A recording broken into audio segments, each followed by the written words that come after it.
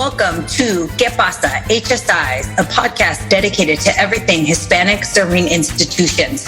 I'm your host, Dr. Gina Ann Garcia, bringing you the news on what's happening in HSIs. Join us as we explore the history and evolution of HSIs, culturally relevant and liberatory practices, current and emerging research with HSIs, and the policies that shape servingness.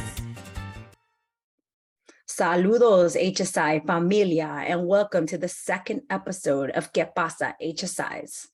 Although HSI Week 2022 is technically over, we aren't even close to being done talking about what's happening in HSIs. I am honored to be your host of the show as both a daughter and former employee of HSIs in California. I am in no way the voice of HSIs, but I do acknowledge the platform that I have in creating new knowledge with and for HSIs. I take this responsibility seriously and commit to bringing you a nuanced understanding of HSIs. This podcast is just one of many avenues for learning more about how to better serve our students.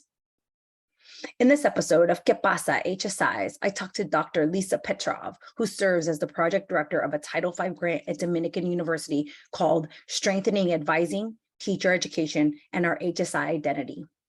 We focus on an essential structure for servingness, which is HSI grant implementation and HSI grant directorship. Many HSIs start their journeys by applying for and launching a Title III or Title V HSI grant. Lisa offers a wealth of knowledge about project directorship and offers insight into the challenges and successes of implementing servingness in practice. Dr. Petrov is also an associate professor of Spanish and Transcultural Studies at Dominican University, which informs her work, as you will learn about in this episode.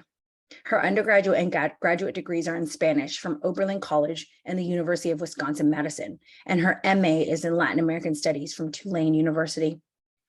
She has experience developing heritage language curriculum, which is an important consideration for HSIs as they think about serving Spanish heritage speakers. Talking about the challenges and struggles of implementing a Title V grant is a priority for me as a former Title V grant implementer at Cal State Fullerton, where I felt like there was very little guidance about how to become an HSI and very little scholarship about what it means to be an HSI. Yet here we are, 18 years later, 18 years since I started that position, still trying to figure it out. Some of y'all are tuning in because you too are trying to figure out what servingness is on your campus and what it means to be an HSI. And more importantly, how to be an intentional HSI that centers Latinx, Latine students. Dr. Petrov offers us a wealth of information about the challenges and struggles, along with many of her successes in implementing Dominican's HSI grant. I first met Lisa when she invited me to work with Dominican University. I was excited to learn with Dominican while simultaneously trying to explore their enactment of an HSI identity. I spent 18 months with Lisa and Dominican University collecting data and making presentations, but I also shared space with students, faculty, staff, and administrators who were really trying to figure this HSI thing out. I made many friends and colleagues during this partnership, including Lisa, who is now stuck with me forever as a colleague and collaborator. We also wrote an article entitled Becoming a Racially Just Hispanic Serving Institution, Leveraging HSI Grants for Organizational Identity Change, which is available in the show notes. And with that, let's get to the show. All righty, I'm excited to get started today with our episode of Pasa HSIs. Lisa, thank you for taking the time to be here today on Pasa HSIs, where we talk about all things Hispanic serving institutions.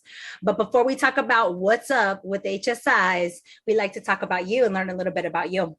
So tell us first about your higher education journey from access to completion. Oh my goodness. So I was pretty lucky that I went to a magnet public school in the city of New York called Bronx High School of Science that, people may have heard of because some other famous people have gone to, not me being famous, but, and it was pretty much assumed that everybody was on track to go to college from that high school. It was also like a real multicultural nerd land. It drew students from the entire city. And so I was really fortunate to have faculty or teachers at the high school that were all ethnicities, religions, races, etc., and had class similarly with a really diverse group of New Yorkers, all of whom, cared about school, were good at school, and planned to go to college. So I ended up at Oberlin College because I kind of wanted the exact opposite of what I had experienced. Man, Bronx Science had a graduating class of 1,000 students. I wanted to go to a small liberal arts school in an idyllic setting, where if they cut the grass and I could smell grass, I was like, oh, because having grown up in the city, my experience of nature was pretty limited, let's put it that way. So Oberlin, I studied Spanish. I studied abroad. One of my early motivations has always been travel. I love to travel. And in thinking about what I wanted to do for a profession, I really considered that as an element. Long story short, I graduated, I worked in, a bunch of different, relatively unrelated to my college training, meaning language and culture. And then my mother convinced me to try teaching. And so I got a job in the New York City public schools with some immigrant students. And I taught native language arts to Spanish speakers. At that time, the new immigrants to the city were from Asia, mostly China, and the Dominican Republic specifically. And so that kind of got me interested in teaching as a profession. And then at the same time, I did a translation gig for a friend of my sister's, went with Guatemala to him. He was starting a business, but he didn't speak any Spanish. So I translated mayoreo, minoreo, like stuff like that for him. And I was like, oh, Guatemala, this is fascinating. And, just kind of got interested in that, which led me to a master's degree in Latin American studies at Tulane. And then during that process, I fell in love really with colonial literature, the colonial period. I was fascinated by it, especially sort of, the pre-colonial indigenous civilizations and cultures, languages that were present. And then, sort of that monumentous moment of bringing together basically the whole world and establishing some of the structures that have plagued us to this day. So this, in many ways. But I realized that higher ed does not know what to do with interdisciplinary folks. So I said, I need to get a Spanish degree. And I looked into who were the leading scholars in colonial literature. And I zoomed in on this one woman, Margarita Zamora, who was doing interesting work. And I thought, if I'm going to do a PhD to become a professor, then I'm going to do it with somebody that I want to study under this person, which is a very old-fashioned thing. And I don't know where I got that idea, but for some reason, that was it. And because I could have done better, right? Because UW-Madison at the time did not have tuition remission. And so it cost me a lot of money to go there. And luckily, I just recently had my student loans forgiven because Dominican, I know, right? Yes, thank you for that. Because Dominican is a public service school. And from teaching at the high school level, I knew I wanted to teach, but I knew I didn't want to teach high schoolers. And interestingly enough, like, higher ed doesn't consider you an educator, they consider you a researcher.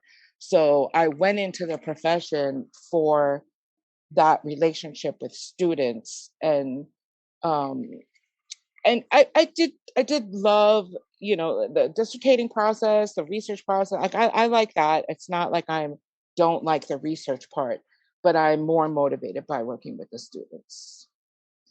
So I ended up with a PhD from UW-Madison in colonial lit Wow. through a really not a traditional, like I took a long break between college and graduate school to Hmm. figure out what I wanted to do and why. Um, and Yeah. all along the way of the PhD, I was pretty clear-eyed about all of the things that I don't like about higher ed. Like that stuff was there from the beginning. And so consciously making decisions at each step of the way, right? ABD, do I really want this degree? Do I really want to be in this industry, Hmm. right? In this sector of education? And until I could say yes, I couldn't get motivated to do the work. Yeah, So, absolutely. yeah. Thank you for that. I feel like I know you really well, and I just learned so much more. And also, a lot of things make sense. Your Yeah. story, they Now all it's kind of starting comes to make together. sense. It all kind of comes together. And when you describe your ideal undergraduate institution and your Oberlin experience, so with that, like the schools you went through and attended and graduated from, they're not HSIs, although you work at one now. So tell us about your servingness journey, or otherwise stated, how did HSIs even come into your consciousness? Oh my goodness, good question. Well, I think when I first arrived at Dominican, and even before, like my hiring process, when I came to campus, I taught as a sample course a heritage speaker course, which my only experience in that context had been high school. But again, it was not nothing. It was something because I taught 2 years that high school population, and so I had a sense of how it's different from the L2 class, right? And how to go at language through culture and other means, not like grammar. So I got hired because I can teach. I am a good teacher. And um, and then I realized that our heritage speaker classes, which were beyond the requirement, were filling up, right? It included community-based learning, um, and was just a really successful course. We had one course at the time, high intermediate, for heritage speakers, and it was just a successful course, and we got a lot of students interested in studying Spanish from that course. And in the community-based portion of the course, we saw students really respond to that experience, right? To going out into the community, working with the community, being part of the community themselves as just really empowering and really affirming, and sometimes led to folks being hired by these NGOs that they had volunteered for. Um, so on the one hand, there were folks getting out there, college aged Latinx folks getting out there, a lot of times working at Catholic NGOs because we're a Catholic school. And that's our Office of Community Engagement was very focused, on helping other Catholic organizations. And a lot of times it was working with kids, working with after school programs, working with um, daycare for parents who were taking classes, whether it be English or financial literacy or whatever. And so, Dominican was out there representing to some extent in a Latinx context, right? These Spanish speakers, English speakers, bilinguals, working with kids, giving back to the community, getting something as well. So really positive. At the same time as, I don't know about you, but my understanding of Hispanic culture is it's a very they told two friends type of culture, right? If you buy a product that you like, you're going to tell your friends about it, right? If your kid goes to a dance school that is good, you're going to tell your cousins and your aunt. And that's how the marketing goes, right? So I knew from just the Spanish program that we were going to see more Latinx students coming into the school because we were having some success in getting them through, and graduating them. So even before Dominican thought of itself in any way as HSI or potentially HSI, in the Spanish program, the faculty, myself, and others in the program, Dr. Ibarra, Dr. Howe, especially, we were already like, you know, this is gonna change. Things are gonna right. Things are gonna change, and so we started adding more classes for heritage speakers at different levels because we were also dealing with folks coming in at a lower level of language proficiency but way higher than the L2. It's like I can't put, somebody who understands every word I say as the teacher in the room in the class with somebody who understands like every 20th word, maybe. Like yeah, they took Spanish in high school, but they not much of it stuck. Right. With somebody who they may not be able to produce a lot of language, but they understand a lot of language. Like that needs to be its own class, right? To work with what they have and get them more of what, can benefit them. So HSI was on our radar before it became official. And then when it became official, I was like, okay, we saw that coming.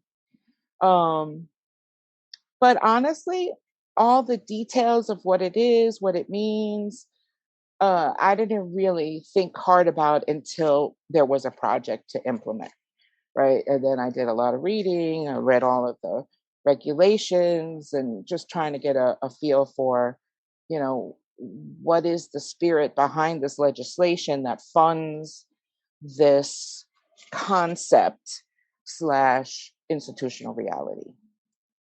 Absolutely. Yeah. So, I mean, that's the reality is like we observe, if you're observant, not everybody's that observant, right? Like observe the changing demographics long before the designation even comes about, or even if the institution gets it, right? Because it's not required. You don't have to pursue the designation. Um, so let's talk a little bit about that. You said once there was a project to implement. So you are the inaugural, right, Title V, the first Title V project director, and you're coming up on the end of your term, your 5-year term. So tell us about it. Who got the project? Who got the grant, and how did you become the director? Well, I think it was our second attempt. The first attempt was not successful. The second attempt was successful.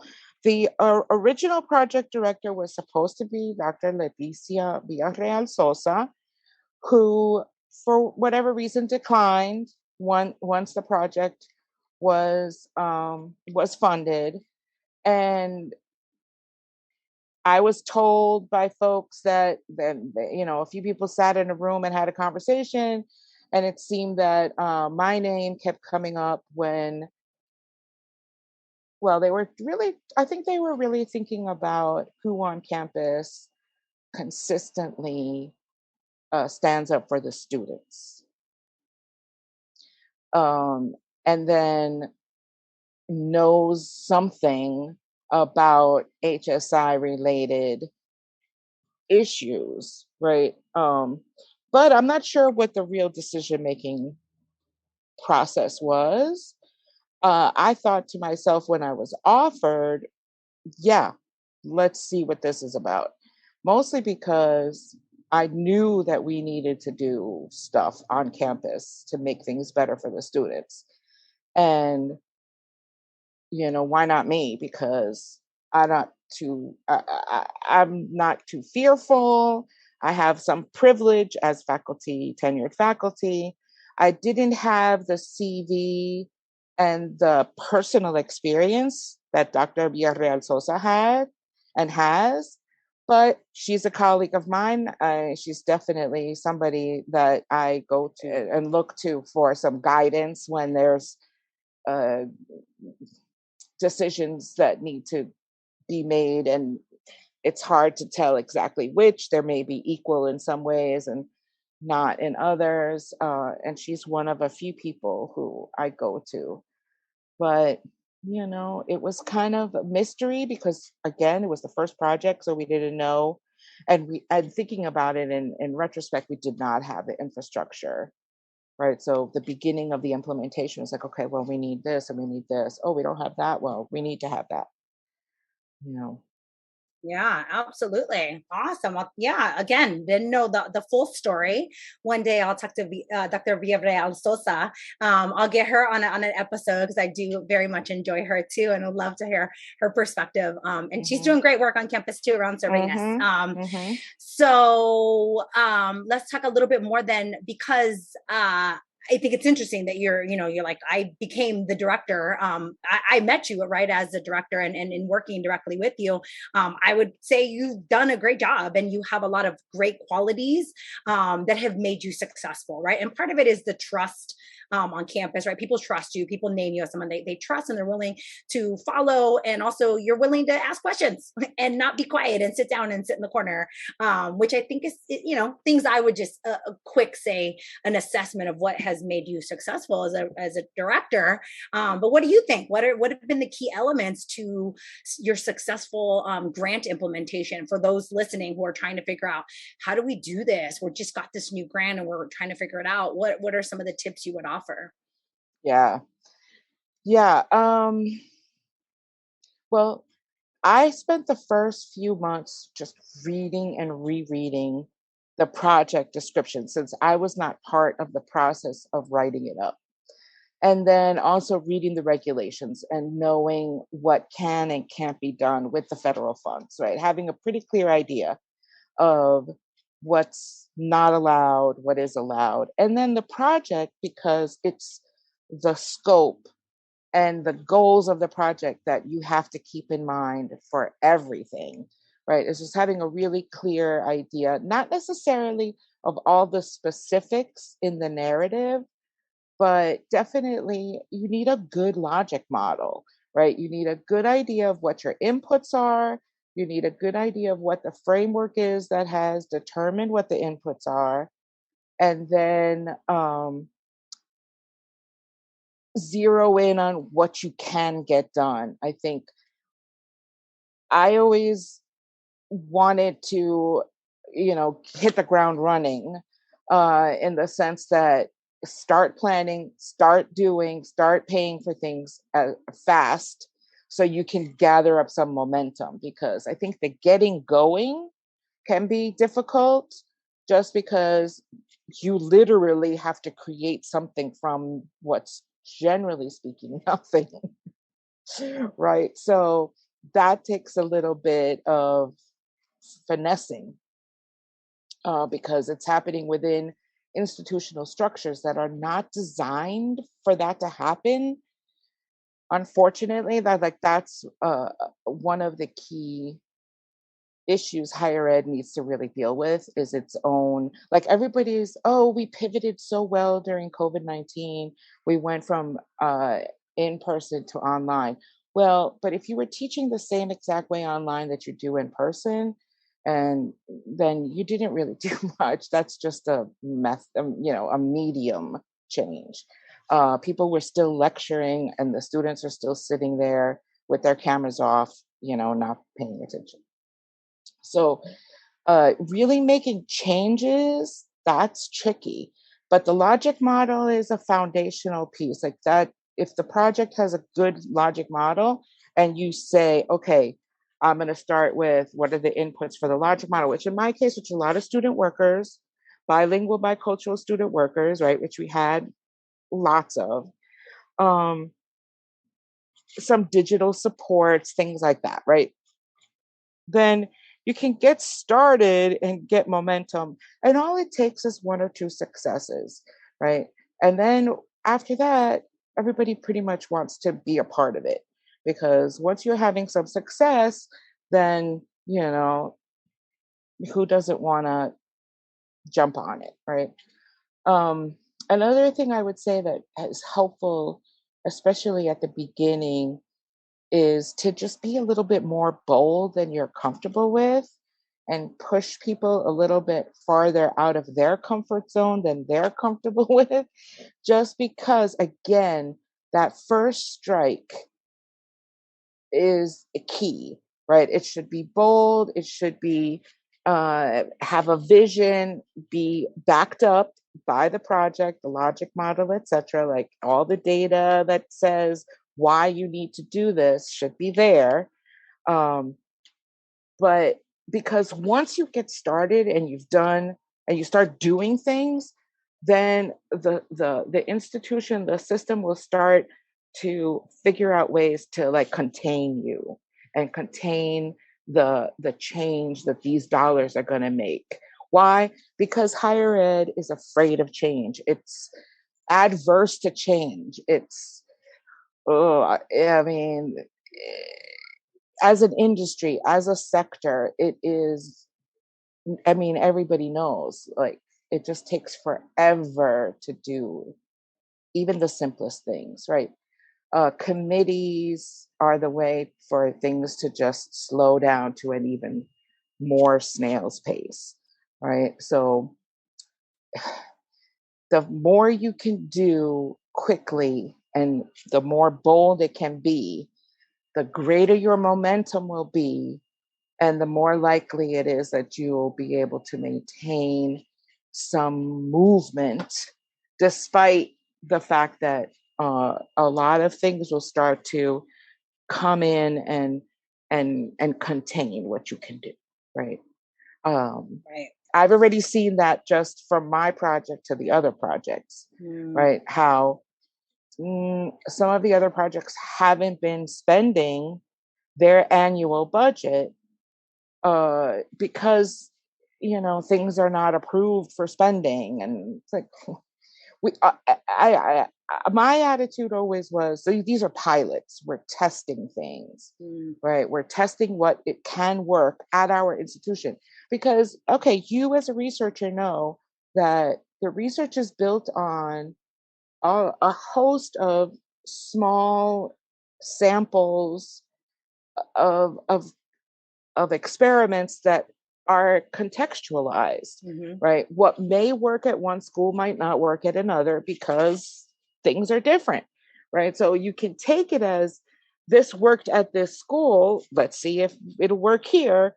And you add your own spin to it that will work at your school, for more success. Then, so you still have to pilot stuff. You don't know if anything is going to truly work or if it's sustainable. Like some of the things that we've done, totally sustainable, already being institutionalized. Like I feel good about this project because a lot of the work that we did will continue and Dominican will pick up the tab. But there are some things that we've done that are not yet institutionalized and may not be institutionalized just because the funds are very limited. The institutional funds are limited, very, very tight. And the capacity of the institution is still not up to speed with what we need, with what the students need, actually. Absolutely. I like that you align with, I talked to Victor Davila also about a project implementation, and he said the same thing. He said, spend the money. And you kind of said the same thing, right? And that sounds easy. It's like, oh, who doesn't want to spend money? But it's hard because you have to follow the logic model. You got to make sure you're following the guidelines, and do it fast, right? You said quickly because you get the money and you need to have results in less than a year, right? Like, because usually by the time the funds actually hit, you're already halfway through the first year. So yeah, I'm glad that you said that again, to sort of reinforce like that is an important concept, to just think we gotta just get rolling and try things, right? Yeah. And some things aren't going to work and some things are, and we're going to keep going anyways. Yeah. But you also said celebrate the successes. I love that. That's something else that, people listening should think about, is like, how are you sharing your successes? Like some campuses, you can't even find anything about their HSI grants. A lot, actually. You could search their whole, websites. You can't find anything. So like sharing your successes, even with campus, I think is a good thing too, right? That I hadn't really thought about. It's like, what an important concept that you got to immediately start telling people, hey, we're doing this thing and we're succeeding. We're doing well. At Dominican, we have a Caritas Veritas Day, which is basically an on-campus symposium. But every school, generally speaking, has some venue for sharing what's going on campus with, the major stakeholders. So yeah, for sure, you got to tell your own story. Otherwise, nobody knows that it was federal dollars that paid for XYZ pilot that people think is so great, Absolutely. Yeah. So yeah.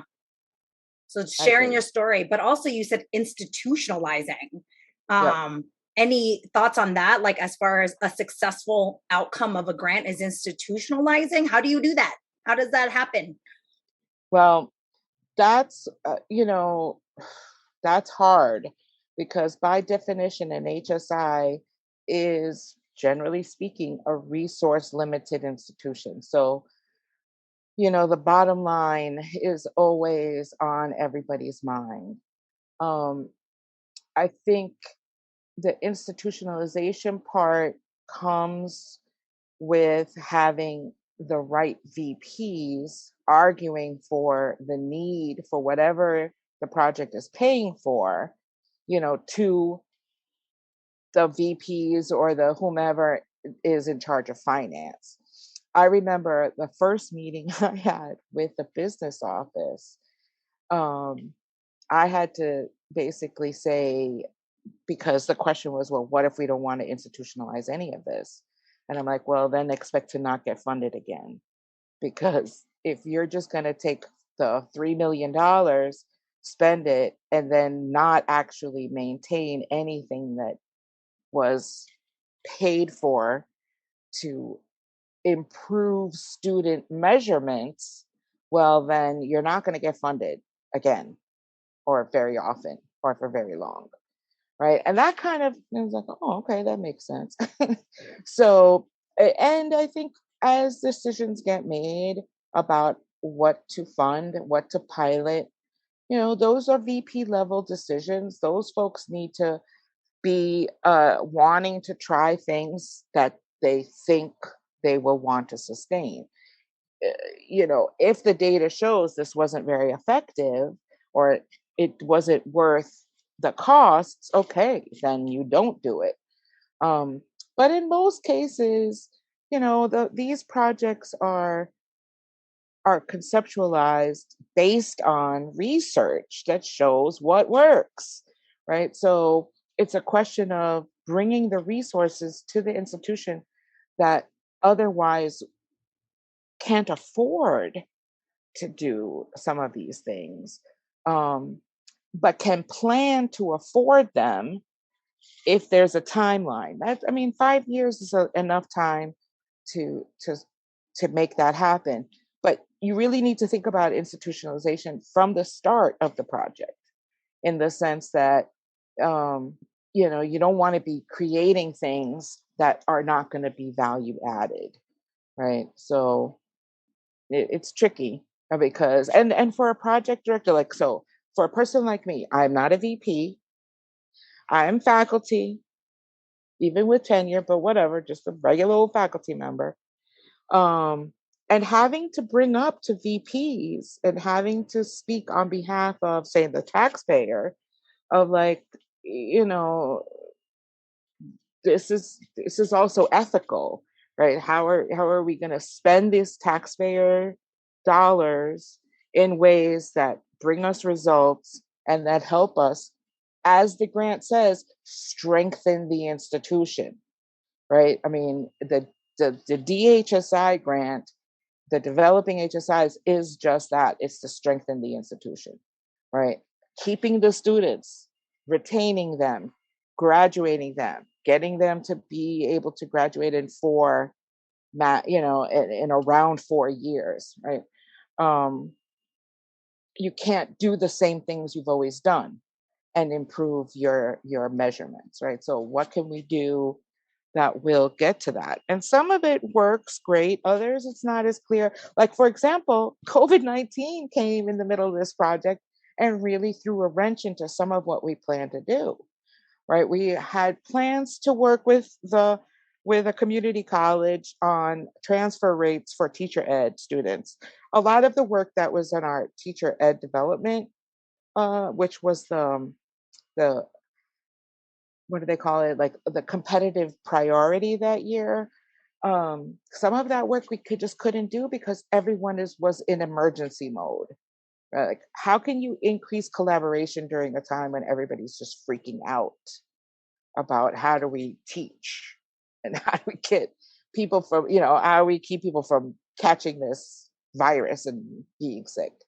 So, there are things you can't foresee, and what can you do instead? Yeah, absolutely. COVID-19 will definitely make it harder to spend money, it seems, because you're like, we're gonna do all these things and now we don't. Yep. As you know, I implemented a Title V grant, and as I'm talking to you and listening to you, I'm like, gosh, I wish I knew all these things. I'm hoping people are listening and taking notes because, thinking about institutionalizing from day one, I was way too young and way too inexperienced to even think about that. But thinking from day one, how are you going to institutionalize? And even I think having knowing who to go to on campus, right? That's important. I was brand new to campus. They brought me in. I think there's some value to hiring somebody internal, right? Or not hiring because they're already internal, bringing them into the project director role who already has connections on campus, who already has relationships on campus and knows, I know who to go to in the business office. I know them. Actually, I'm gonna pick up the phone and call them. Yeah, Not totally. not like, oh, hey, I'm new on campus. Can we schedule a meeting just so I can get to know you? Right. Versus, oh, I know so-and-so over there. I'm gonna call them right now. Right. Yeah. So yeah. Absolutely. I do. I mean, it's hard because sometimes fresh eyes is good, right? You really need that. You need an outside perspective. But agreed, who to go to, who's really the power broker in this or that context, you know, it does help to have experience on campus and to have relationships that you can leverage right away, as opposed to building those. But that's not to say that the project shouldn't hire people from outside. No, but maybe not for the director, right? Or the activities director. Exactly. Yeah. Exactly. And unfortunately, I'm also seeing that there is a benefit to having folks be faculty. Mm, That does give you some gravitas, so to speak, mm, or some amount of respect that you may not and often unfortunately don't get as staff, which is another thing I don't love about higher ed. But right. Hmm. it's those are facts, right? Yeah. That Yeah. faculty tend Unfortunately. to listen to other faculty more, but even then, it's my attitude with the faculty development, because that's a whole can of worms. But I decided that since our faculty development was mostly focused on building culturally responsive practitioners, Hmm. meaning, getting people to even know what those words mean, number one, to see themselves as that, a practitioner, understand, how culture is everywhere all the time and is in their teaching, whether they think it's there or not, and how to ha- build relationship with students so that they have a better understanding of who the students are and what their cultural understandings and assets and expectations are. But Yeah. I thought I always thought I'll fund whoever wants to do the work, right? Hmm. People are like, oh, but it's always the same people. I don't care. Those people get better and those people become excellent. And then other people want to be more like them. So sometimes you don't necessarily have to get the folks who need it the most to do it. You get the folks who want to do it and do it well, and then model how it's done for others and take on leadership roles. Like, there are good folks out there doing training that will train people how to do leadership on campus, right? So you don't even have to provide necessarily that learning yourself, right? Because I hear a lot of times people, oh, it's always the same people. Well, that's okay. They're getting better. They're still learning how to do it, because it's a never ending. You're never going to be, you don't arrive. Let's put it that way, right? You still have to keep up with the students, because they keep coming and they stay the same age, but culture changes, and where they come from may change. Even as a HSI, more of our students are second generation, not first generation, or third generation. It also depends on where you're located, what the student population is. But no matter what, you need to listen to the radio and know what songs are popular. and if you're not listening to Bad Bunny, you need to. I mean, seriously. An HSI. Seriously, if you don't know the song that all the students know, then you're out of touch. At least know who Bad Bunny is. I know, for real. I think you said something really important, that like everybody wants everybody to show up, and they want the people who need it the most to show up. I get that question all the time. Well, how do we get the people who never come? And I'm like, the same thing. Like, but y'all are here and y'all are making the institution better. And LeBron James still goes to practice, and he's one of the greatest, right? So like, we all need to keep practicing. We all need to get better, and we do, and helps move the institution. So I'm glad you said that, because I agree. Like, some people ain't going to show up, and you know what? They're going to do more damage anyway. So it's fine. It's fine. Yes, and possibly derail the entire thing, right? Because sometimes forcing people to be places they don't want to be, it's never a good idea. And faculty even more, because then they're jerks. But also it's just a way of that, like not being able to celebrate the successes, right? Is to focus on who didn't show up. Okay, well, whatever. But the people who do show up, celebrate them, spotlight them, and the folks who don't do it will be jealous. Yep. So I think that's an important part of this work, right? It's like everybody's not going to get on board, but it's an institutional shift. So the more we get on board, the better. But some folks are gonna help move it along faster than others, and that's absolutely, okay. Absolutely. Yeah, to some extent, you need a critical mass, and you have project dollars to build that critical mass, right? But taking the ones who do volunteer, just keep building on it. If first you're learning about culturally responsive, or you start with inclusive, anti-racist, all these other things, and then throw in open resource materials training, so that get some free textbooks for students, because the other HSI thing is that we're delivering an education to students who are coming from resource limited households, right? And so how do we stop thinking, like, I know at my school we have art professors who are great at their job, but it costs $200 to buy the intro to drawing materials, because you need to have this charcoal and this pencil and this paper and these erasers and this. And it's like, come on. For the low-income student, $200 on art supplies. They could eat for a couple weeks with that and need to, right? So yeah, no, it's important. Yeah, exactly. So there's other things. Right. So what's the flip side of success is challenges. What kind of challenges have you faced, and how have you dealt with those? Well, some of the challenges that have been the most difficult is just, like, again, going back to a real fear of change, And in the case of some folks, an unwillingness to change. So moving from not having an HSI identity to having an HSI identity is a really big shift, in the sense that, in our racialized society, Hispanic, Latinx, Spanish speaking, all of that is racialized. Um, Despite the fact that the people to whom it refers encompass all races and ethnicities, it's still sort of stereotyped as brown overwhelmingly, and then, Spanish speaking, right? And that's just a really difficult shift for an institution that is not those things, right?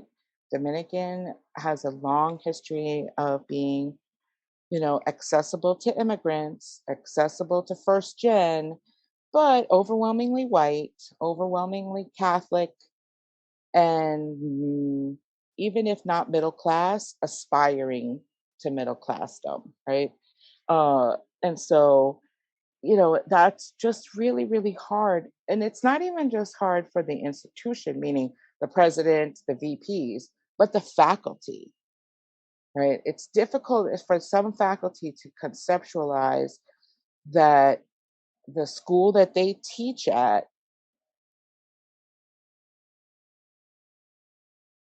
serves students that are not the typical college white middle class kid that people think they're going to teach based on their PhD training, right? Because there are very few, and especially, people who are not graduating now, right? Almost all faculty graduated from predominantly white institutions that were not questioning anything. Maybe there was some controversial scholarship happening in this department or that department, but for the most part, everything is, the system is being upheld. So, it's like they have to rethink who they are, right? And it's sad for me to hear, and it's sad for some other folks to hear, disparaging comments that people will make about, I mean, the hierarchy of higher ed, right? There's R1s, then there's the Ivy R1s, then there's the non-Ivy R1s, and there's the Big Ten and the this and the that, and then, then there's the lowly community college, right?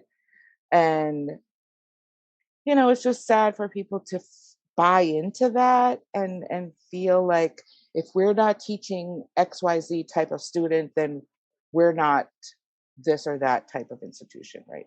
And it's unfortunately a prestige industry. And so people feel like that's important, right? I mean, Absolutely.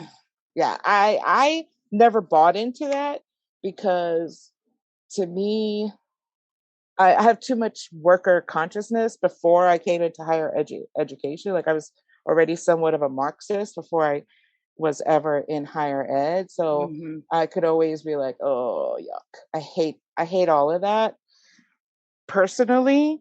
So I'm kind of inoculated, but it hurts. It hurts to hear people say, well, we don't want to be XYZ institution. And it'll either be like a community college, or a public, you know, this private Catholic, there's a lot of presuming and performing class that comes with that, right?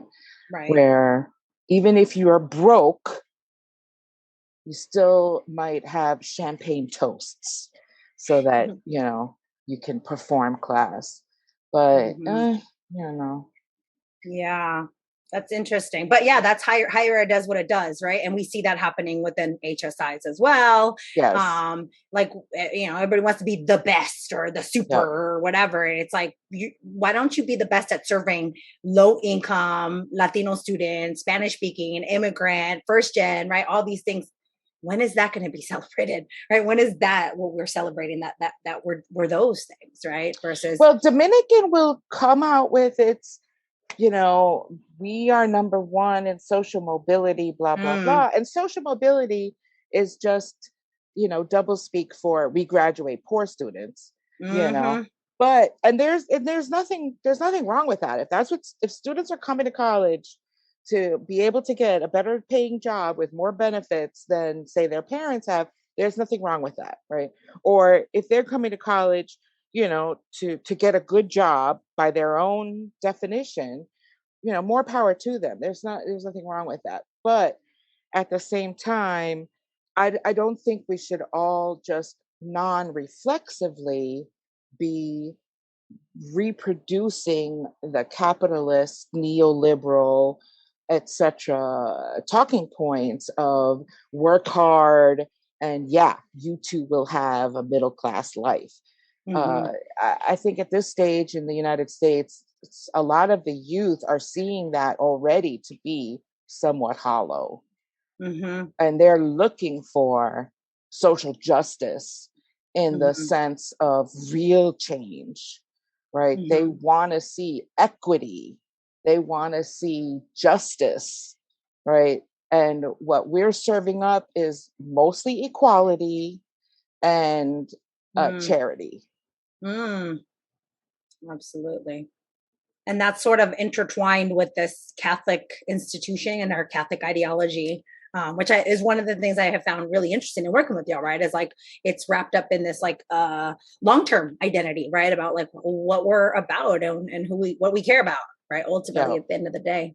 So any thoughts on that? Like what does servingness look like distinctly at a Catholic institution and a small private liberal arts? I mean, y'all have very distinct identity. And in doing this work, even when you refer, I would say, to the literature, even my own research, we don't necessarily talk about those very distinct identities. I know I don't typically until working with y'all. What are your thoughts on that? And it's like, how does it become really unique to do this kind of work at a very distinct type of institution? I mean, some of it is separate from, say, federal grant funded things. Like there have been a couple of initiatives that I have to say no to because they're a little too closely tied with the church and its motives. So you just have to be careful, know, what you can and can't support with federal dollars. But aside from that, at a Catholic HSI, because the Catholic Church in general and in the United States is becoming more Spanish speaking, right? There's a real motivation to maintain the Catholic identity, to try to develop it in the students, to think about their time at Dominican, not only about their own self-development intellectually or for a career, but also spiritually. And I don't know how to speak to too much of that because I try to not think about too much of that. But I think it's good that we can contribute towards a more culturally responsive church in the long run, especially we're located in Chicago. So, there are a lot of Spanish speaking churches, not just Catholic, but other Christian religions, whatever. But there come limitations with that as well. I think, again, I don't know, like how many churches are really out there advocating for equity. I mean, they're institutions as well. And to some extent, they're self-preserving and they're also in the business of staying alive, right? So it definitely does bring a different element to it. Like the thing that I'm grateful for is I can say the word social justice and nobody really is like, oh, no, not social justice, right? It's part of the language, it's part of the lingo. I still, though, do have to educate people as to the difference between equality and equity, right? Because that's the one place where I find that there is a resistance to truly understanding equity because people have been so socialized to think about equality, right? So giving to those that need what they need is where we need to go, right? The students who don't have needs for this, that, or the other thing, excellent. Then don't provide that to them. But the ones who do need it, they need it. And the same goes for faculty and staff. Faculty of color, staff of color, or religious minorities at a Catholic school, sometimes they need more attention in some areas because they are not part of the dominant identity of the institution. So, the Catholic part is a double-edged sword. Like sometimes it cuts for good, and sometimes not quite. Absolutely, yeah. Some of the mission aligns well, right? That's something I learned in working with y'all. Is there's some alignment, all right, in a historic Catholic education mission that aligns with very much with the ways I have conceptualized HSIs. So yeah, some of the tricky part is like the Catholic Church was obviously part of the colonial process. And so, it's hard to extract some of that assimilationist attitudes that often come, from the church, right? Or the like savior, right? That's what I struggle with. It's like, are you doing it because you're like trying to be a savior, right? Like we're trying to get our community, points or what? Yeah. And liberation theology, interestingly enough, was a Dominican. It was a Dominican priest, right? But not every Dominican embraces liberation theology in the same way. And what liberatory outcomes for students and liberatory education, those are different things too. So it's complicated. Yes. Yeah, I think that it for me in working with y'all and thinking through this really unique way in which you're implementing servingness at a Catholic institution is the critical lens, right? Like I know you you have that critical lens, right? You're able to see like, is this actually social justice for the good of our students? Is it equity or is it equality? Is it assimilation or is it actually justice, right? And that takes just a fine line of criticality, which I think it has to happen in doing servingness. You got to have that critical lens. Yeah. And try to sneak stuff in when you can. Like, for example, the pilot in our new critical reading, writing, speaking, right? So English and communication came together and decided that our old requirement wasn't, what our students really needed. So they came up with this new thing, critical reading, writing, speaking. Well, once it's not called English 101 anymore, then you can bring in a dual language course. And that's radical. Like we have a critical reading, writing, bilingual pilot that we tested last year. We're going to do again next year, that students can be affirmed in their two languages if they want, right? There are 20 sections in English and one section that's bilingual, but it offers choice to those students, right? To be able to develop their reading, their writing, and their speaking skills, both in English and in Spanish, or at least know that the faculty understands both languages, so can support their language growth fully, right? That was a by chance, right? That the communications faculty are argued and advocated for a speaking requirement that then liberated us from English, right? I could never do that as a project. But as soon as I saw the opportunity, I was like, oh, we need to have a bilingual section. I can pay for that. Right. Where they might not spend that money until it's successful. Mm, right? Once the classes fill and the students get something out of it and have good evaluations of the course, then it can be institutionalized. So sometimes, I mean, again, successful project implementation is keeping your ear to the ground and knowing what else is going on that you can, take part in or support in some way or piggyback. yeah, absolutely. So with that, what are final thoughts on like advice, right? That's an important piece of advice, is staying in tune to what's going on, ear on the ground, and catching those opportunities, right? You just described like there was an opportunity. I said, hey, I'll jump on it. I can support this. Any other advice for practitioners listening as they're doing this work?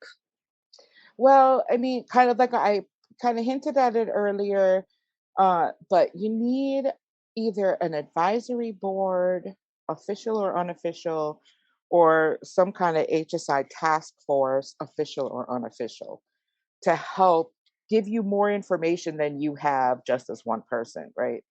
And to also go to when you're frustrated because things are moving too slow or they're not moving or there are barriers, or people to go to when you need help getting the word out about something. um, that can be, especially if you're coming in, it's an institution that, like in our case, we were just starting on this HSI voyage journey. uh, we didn't really have that, so that had to be built a little bit. At some institutions, maybe there have already been a couple of projects and there already is some of that infrastructure, but it helps to, to be able to have folks that you can tell the truth to. You can say, this is a problem in this office because of this, or, not to throw people under a bus, but, sometimes you just need help with a particular office or person or something, right? And maybe you're not, it's somebody else that can get it through, right? In the end, it should always be about what can we get done.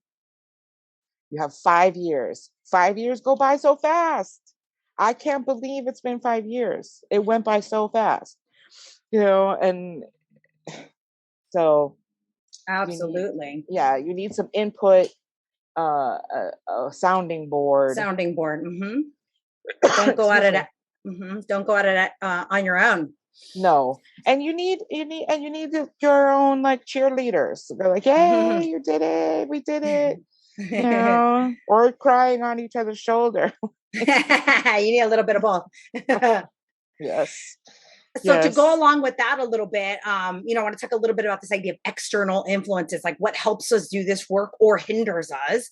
What types of organizations and associations outside of Dominican have you been able to turn to for guidance and support in the last 5 years on this journey? awesome. Yeah, and these are all of the usual suspects: Haku, Asi, Excelencia. The folks who are really dedicated and bringing our attention to everything. Like Haku is really good for keeping you in touch with what's going on in DC and what's going on sort of in even local and state level governments. Um, and then Asi is awesome for practitioner level attention to the doing of the work, and lots of cool folks. So, bring some joy to the work. And Excelencia, they just have the data, right? So it's helpful to be able to contextualize your own institutional data to other uh, data available. And then, they also are policy driven like Haku. So it's helpful to have them as a voice to use with folks at your own institution to say, if you want, you want to be excellent, then this is what we got to do, right? You want the seal, this is what we got to do, right? This is bringing some reality check into, because the institution is always going to think it's doing fabulous and the best that it can, and will always, the glass is always going to be half full. And to some extent, your job as in this role is to say, no, we have to be doing better. And this is why we need to improve practices here, policies there, whatever it might be. Right. So those outside forces. I'm spacing out on their name right now, but who are the folks in New Mexico? Escala. Escala. That they have been really helpful. Escala has been really helpful in training faculty, giving them, more learning, right? Mm-hmm. And some experience with looking at data from their class, working up close and personal with student data. Even the scientists, who are used to working with data, they're not necessarily used to looking at classroom data. And then some of us who come from disciplines that have like, data to us is like, Nosferatu. We don't know necessarily how to look at that. So we need more instruction, right? So Escala has been really helpful as well. Yeah. So you've tapped into all the HSI resources pretty much, which you need to do. Yes, and put them on everybody's radar. Mm-hmm. I just recently signed up for AAHHE as well. AHI, yep. American Association, AHI, American Association of Hispanics in Higher Ed. Yes, because unfortunately, we are not doing our best at attracting high-level Latinx folks to open positions. So we just hired a provost, and sadly, we did not have one Latinx person in our finalist pool. And I was like, why is that? Right. So we need to be posting our positions in the sites that other folks are looking to find jobs so that we can diversify our candidate pools, as they say, Yeah. And I mean, y'all are in Chicago. There's like, I know. University of Illinois, Chicago. Y'all could have just go there, I'm sure, right? Like, I mean, you have like, it's not like you're like in the middle of nowhere, USA.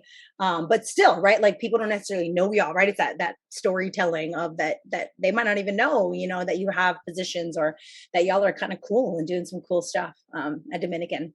So with that, what about other like city or state or local or even very local, your community that you're situated in, forces that have either helped you with servingness or are preventing you? Like there's that reality too. People don't talk about that as much, is that you might live in a city that or be situated in a city that's not helping you, is harmful to servingness. Right. So any thoughts on that?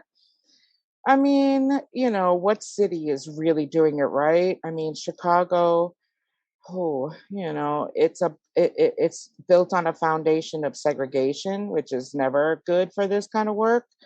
But there is a local Illinois Latino Council on Higher Education that has been helpful in terms of organizing folks at the state level to network, get to know each other, come together once a year. Of course, COVID came in and kind of messed up a bunch of things, but they're pretty active.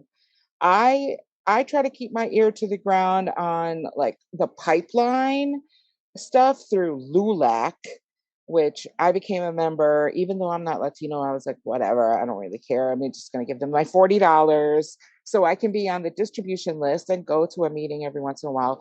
But I get things in my inbox that are opportunities for students, for the younger siblings of our students, even sometimes.